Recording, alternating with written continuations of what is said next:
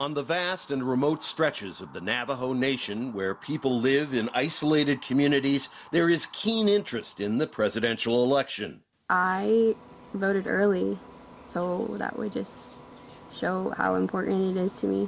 Kenesha Joe is a nurse and has seen firsthand the devastating effects of COVID-19 on the reservation. According to the U.S. Census Bureau, there are about 6.8 million Native American and Alaska Natives in the U.S. But Native voters could have a disproportionate effect on the election in several important swing states. The Native American vote, at least in 7 battleground states, could actually sway the election one way or the other.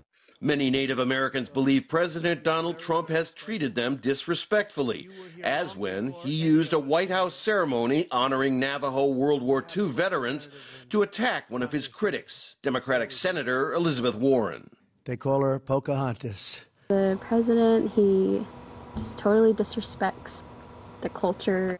Other Native voters opposed Trump's decision to greenlight controversial oil and gas pipelines on Native land. Many demand stronger efforts to end extreme poverty and low life expectancy on reservations and recognition of sovereign treaty rights. Joe Biden and Kamala Harris have met with Native leaders to discuss these issues of concern. I think that you will see more participation of Native Americans throughout the United States.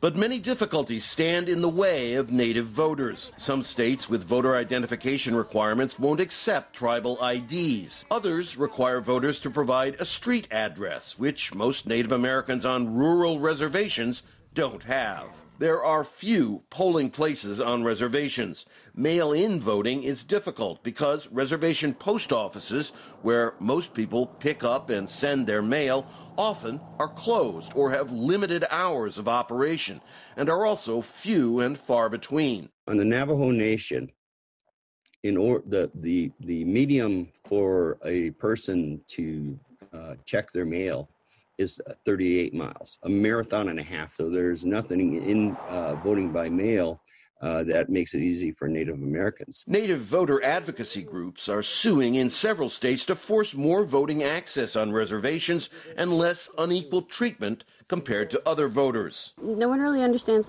what we're going through. The original people of this land determined to have their voices heard on Election Day.